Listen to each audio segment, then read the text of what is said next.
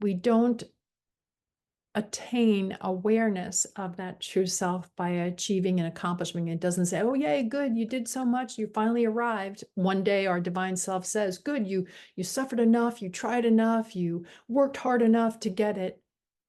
That's never going to happen.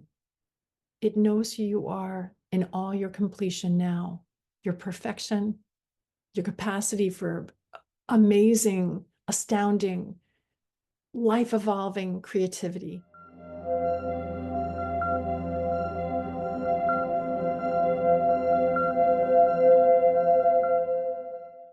How can I trust that everything will work out when I'm terrified of failing? What if I put all my effort into something and still fail? How do I deal with that fear? You know, that's such an important and powerful question because so many people are not living their best life. It's as if our best life is out there somewhere, and in between us in this moment and our best life is all that fear. So essentially, it's by moving through this fear that we get to our best life. We're missing our best life if we don't show up and transcend the fear. And one of the biggest fears that follows people to the top of the mountain in their spiritual journeys, I've noticed after doing a lot of counseling work with people for over 25 years now, that even when somebody is highly, highly evolved, even in these final stages of absolute liberation, they find themselves wondering, you know, what are other people thinking? Or they have family members that are like, you've changed, or things about people that they can become critical, or why are you always happy when we're in the middle of a disaster? This is a time when a lot of people find that caring about the good or bad opinions of other people does not serve them. So when you ask this question about seeing that you feel terrified of failing, what if you put all your effort into something and still fail? Fail in what way? How can you fail unless you're looking at other people's opinions? Because life is a work in process. It's an evolution. We will never stop evolving. You can't get this wrong because we will never get it done in a world where evolution will continue ad infinitum. This is an infinite world. When you tap the spirit of things, you tap the infinite world, and you also tap your infinite potential. How it plays out on this planet in this more horizontal experience of life, of time and space, is that things unfold gradually sometimes, and they're all in process always. You are a miracle. When you came to life, when you were born, no one disputed that you're a miracle. What happened? You're still a miracle. Look at what's going on in every cell and system and organ of your physical body. And that's just the most limited part of you. The miraculous nature of you is unbounded in its capacity. So here we are in a world where if we're hypercritical, or if we're thinking in this question here, you're terrified of failing, you're already winning just by breathing, just by being a connected human being on planet Earth to your breath, to your spirit.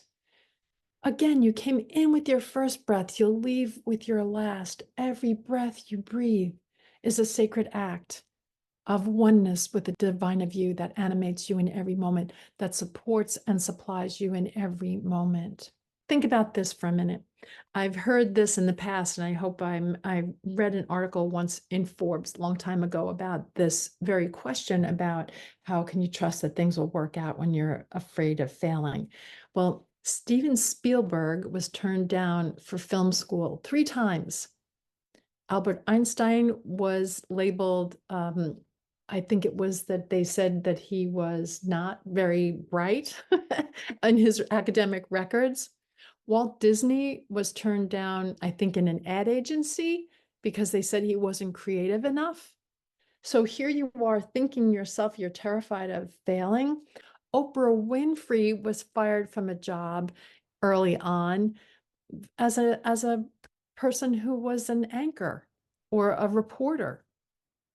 So look at those experiences, and what's the difference between that and failure, seeing themselves as failure, they just continued on. Why? Because this is an evolutionary life. We are perfect. That's the thing. I think the reason why people get stymied in their minds and have this analysis paralysis and this big fear of failure is because there's a part of us that sits in awareness, the self-realized part of us that is connected to our divinity. That part of us knows our perfection, that we are perfect now. We're already perfect, that there's no work in process here in this world of time and space, that we are a ray of the sun, a beam of light from the divine touching the earth. It knows our perfection. Then there's this other part that we often call the ego, or the personality person of us, the performance person of us, that believes it's separate from that. So it doesn't abide in this place where it's cognizant of our own perfection. So it's always trying to prove that it's good enough, and it knows that there's something that it's missing. Well, it's ourselves we're missing, this true self that we're missing. So we always act out here trying to perform or to achieve or to get, to realize that perfection, to experience somehow that completion that already exists within us. So the whole process of living life when we're not aware is returning back to the place where we started. And this is a quote, and find ourselves there only truly as we truly are. And that's the difference, I believe, why people strive to accomplish so much and achieve so much out there, because they know they're missing something. Well, it's our true self, the one that already abides in completion. Best news is we don't attain awareness of that true self by achieving and accomplishing. It doesn't say, oh, yay, good, you did so much, you finally arrived. One day our divine self says, good, you suffered enough, you tried enough, you worked hard enough to get it. That's never going to happen. It knows who you are in all your completion now, your perfection, your capacity for amazing, astounding, life-evolving creativity.